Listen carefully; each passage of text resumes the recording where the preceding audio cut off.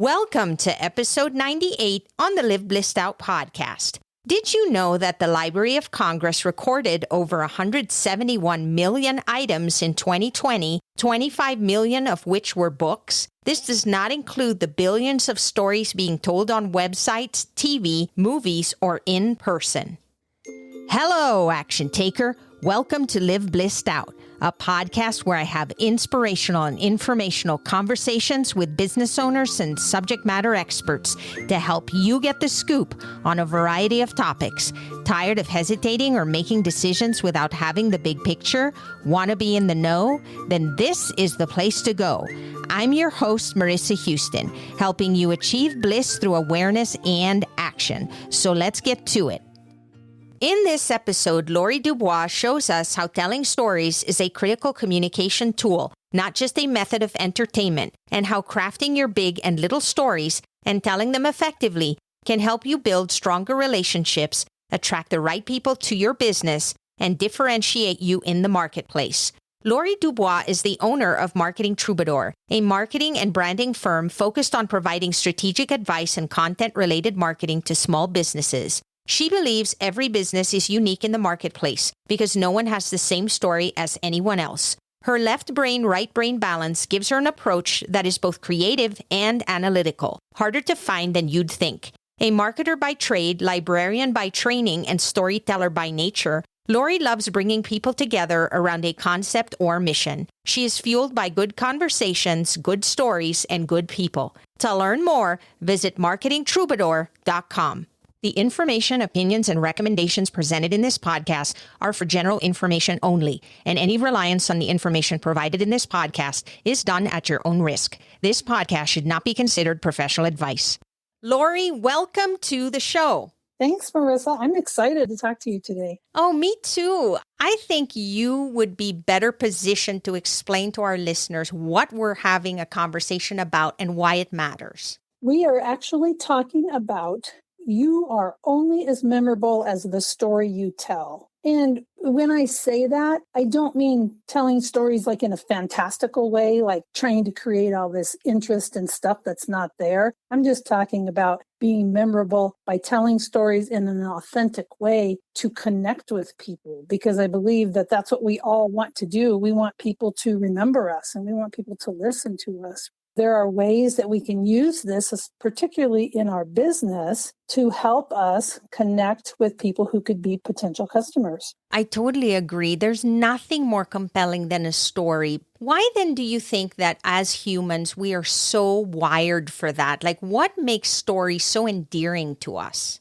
I think it's because as humans, we don't exist all on our own. We need to interact with people. We need to be in a community. We can use stories to transmit information between each other, but beyond that, we can use story to do much more enriching things, like finding commonality among ourselves or making connections with other people, the way we build relationship. And I think stories also adds context and meaning into our lives. You know, we're hardwired to want to relate with other people, and the easiest way to relate to other people is through telling stories. Lori, that is so true. And when you think about it, even kids, when we read them stories, they can really understand what the character is going through. And then they look at themselves and they say, wow, that sounds like me, or that could happen to me. And there's this interconnection.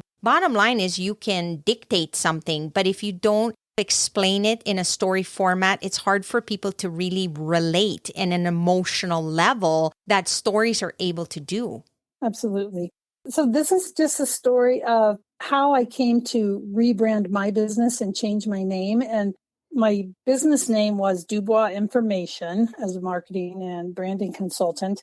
And then I went back to school to get my master's degree. I won't tell you how old I was, but when I was a little bit older. Let's keep that a secret. We don't need to share some of this information. But I was going back to school to get a master's degree in library and information science. And here I was a marketer. So, how do those things relate? Well, we watched a movie one day in class, and this movie was talking about the differences when we changed from oral language communication to written language communication, like before the printing press and all of these kind of times. So it showed this picture of this little traveling minstrel guy, and he was a troubadour. And I thought, wow, that's a cool idea. This troubadour who would go from town to town and basically sing, which I can't sing, so don't ask me that right there. But this guy would tell stories, and that was the news of the day, and that's how he shared them. And so I was so enthralled with this idea of a troubadour and being a storyteller, and I love sharing stories. I always have. And so when I was thinking about my business, I realized that's what marketing is. It's telling stories. When you take it down to its most basic thing, that's all it is. It's sharing stories with other people. Here's what I do. Do you have this pain? I could potentially help you. And then I realized everyone loves sharing stories. So that's why I thought marketing troubadour. When I grow up, I want to be a troubadour, and I want to help business owners. I want to help them become troubadours themselves. And oftentimes as business owners, when we're creating our products or putting ourselves out there, we are taught about features and benefits and facts and figures. Many of us are just not built that way. We don't think that way because we're thinking so business-like and rigid, and we forget to connect, because that connection is really what helps people relate to us at a level that no facts or figures could ever do. That is absolutely it in a nutshell. You just totally nailed it. Facts and figures are one thing, but they can be pretty cold. They don't have that kind of warm fuzzy. Even people that I've worked with who say they don't like the warm and fuzzy, I don't care about their story. I just want to know what their prices are. I would challenge and have a little bit of pushback and say, I don't know if that's really true, because if you're talking about building relationships, you have to go beyond the numbers. To be honest, I'm one of those people who really likes just facts, because that's how my mind works. I really like going somewhere, and if I need something, I just want the information and I want to get out. But I'm with you, and I had to learn, Lori, to interject the story piece into it, because I tend to deviate and just go straight to what I'm familiar with, which are the facts. I believe that it really needs to be a balance, because you can tell all the stories in the world, but if people go to your website and they don't really understand what your product does or how it can help them, that might turn them off. But then if it's all that direction and you don't really bring that personal side to things, then people just don't make that connection with you, and it's not endearing enough, then they might go somewhere else where they can find that. So I think it's really a balance between both, don't you think? Yes, I completely agree. It's interesting you said that that's how you tend to be. You're going towards the numbers. I'm probably the opposite. I'm going to be towards the story, and I would talk to someone for 3 hours and never get to the point of, how much does this cost? Yeah. So, people are different. And I think you're right. You can have both. And I think you can even incorporate some of those hard facts or raw data. You can incorporate those into a story. Just because something is a story doesn't mean it has to be long. That's a really good point. It just boils down to really being cognizant of both and not being so rigid on one end, or get to the point where it's all about story and no substance. So it's really the balance between the two that makes it work. It absolutely is. How personal do we need to get when we tell our stories? Well, depending on your audience, I would say, because you just used an example for who you are. If you're telling stories to any group, whether you're doing marketing in a business or whether you're just presenting to a group of people that have the same interest, or a parent group in schools, whatever the group is, I think what's most important is that you understand your audience, because what's appropriate is going to be different depending on who you're talking to. Some people welcome more personal information. Some people don't really want a lot. And I think the more you understand who your people are, the easier it is to know what they'll relate to and what they like. And when I say interject some personal things in your story, I don't mean tell them every personal fact about you, because that could get embarrassing. There's a lot of things that wouldn't really work with that. But if it's related, sometimes I talk about building bridges. You might go hiking on Saturday, and maybe hiking has nothing to do with the business you're in because you're a financial advisor, for example. But there might be something where you could build a little bridge and you take a picture of your kids sitting on a rock when you're hiking, and the bridge would be, as you're telling a little story, like on your social media, I've created this business and this life to be where I'm able to work when I want, how I want, and able to spend time with my family. So that's just an example of telling a little story. And it's not that people need to understand your personal life, but when you share those kind of things, like while you're doing something, then I think that people go, oh, I get it. I have those same needs. I like this person. And once you get to that point, I like this person, then it's always like, I want to know more. And I'm glad you brought that up, because there are people out there that have no qualms about sharing every detail about their lives. They will tell you everything, what they like, what they don't like, and they do it so seamlessly. And that has always been something uncomfortable for me. And I know there's people out there like me who feel that way, where they just don't want to share all of that personal stuff and don't even feel like it's relevant anyway. But you can still share stories or experiences that you go through, but you don't have to get into that type of detail. It's more of, I went to this place and I experienced maybe this customer service situation, and that then ties into what you do or how you help people. And then it still brings that personal touch to what you're trying to get across without necessarily spilling the beans and opening up, to the world, every little thing about yourself. Oh, sure. And we've all seen this. There are people who share on social media, and they share, their dog and their dog's name and their kids and their kid's name and where they go to school and every detail about their personal life. And not only do you think, wow, that seems a little bit dangerous to be sharing some of this information, but also I don't need to know that, But there's also people who, they may have a dog and they may have a child, and maybe that, but that's only because you heard them mentioning it in the context of a story that was talking about something else related to business. If you're a virtual business owner, social media is a must. It can also be a time suck. That's why at Ace Your Virtual Business, we created Social Media Saturday. You'll learn how to use social media scheduling and design applications, save time by compounding your planning efforts and leveraging the inputs of your fellow ACE attendees, set specific goals surrounding revenue and engagement, and how to measure those to ensure effectiveness. Just think of all the ways you can put your newfound time to use, growing your business and engaging with your customers. Register today for a hands-on Zoom workshop during which you'll be able to ask questions, get instant feedback, and leave with a calendar of fresh content. Now that's time and money well spent. Just click the link in the show notes to learn more and instantly apply your early action taker discount code. Absolutely. And I think it's important that we have this conversation today, Lori, because there's people out there who are hiding from stories because they have that fear. Like they just don't want to open up because they're concerned about putting out too much information. And we're saying today that's not necessary. You can still tell stories and still be relevant and share personal information, but it doesn't have to be to the level where you're feeling uncomfortable or you have to put out more than you want to. Right. Because here's the thing, Marissa, if I try to force you to share more information than you want to share, you're going to feel uncomfortable. They always say you can smell desperation on a salesperson. And I think that's so funny and also true.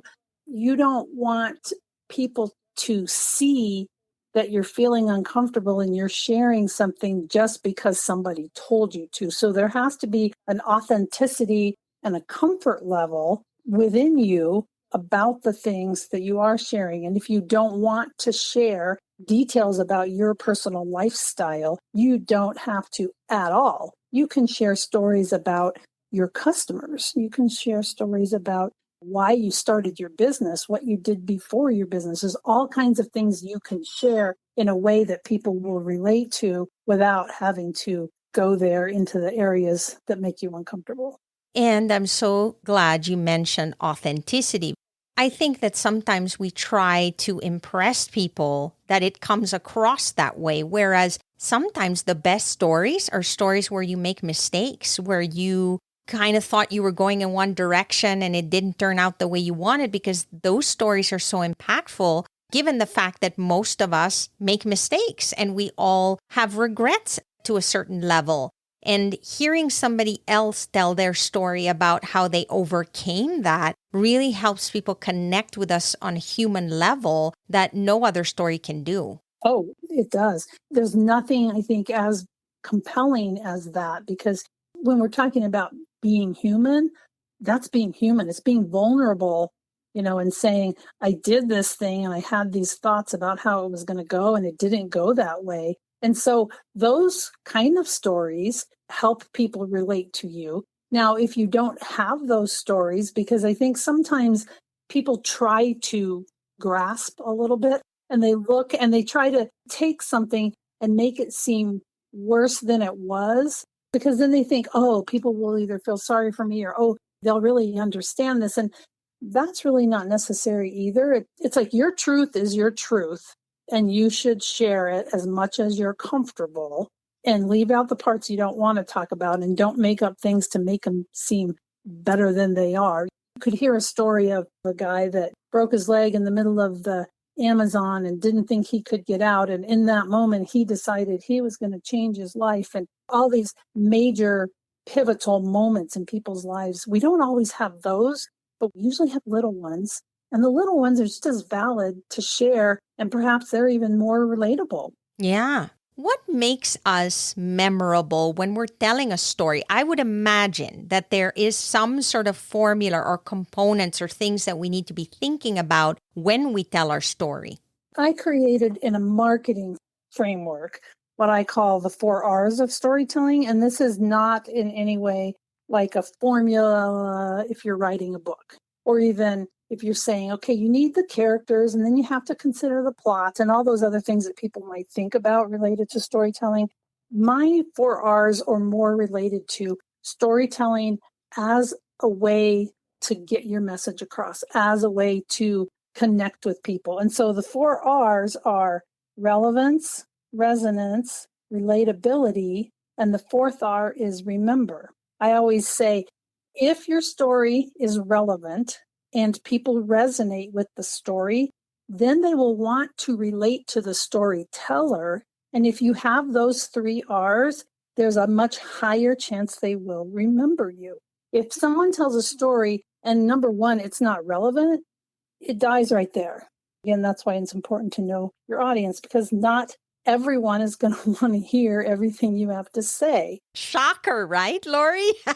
That might be a hard thing to swallow, but not everyone's your customer, not everyone's your audience, not everyone's your reader, but it's true. So if it's relevant and then it really resonates with them, and the difference between the resonating and the relating is if they resonate with the story, like, I really like this, I can see myself in this, then that's when they want to relate to the storyteller. So those two are similar, but they're not exactly the same. And once they get to that point where they want to relate to you as a storyteller, that's when they remember you. They might tell somebody else about you. They might reach out to you. Speaking of that, Lori, if let's say that you had somebody in your life right now that is sick and is going through some health challenges or whatnot, and let's say you tune on to a podcast or you read a blog or you watch a video about it, and then that individual then goes off on a tangent about something completely different from what you wanted to hear when you got there, because there's a reason why you're there at that moment in time, then you tune off because you're like, how does that relate to what I'm feeling right now?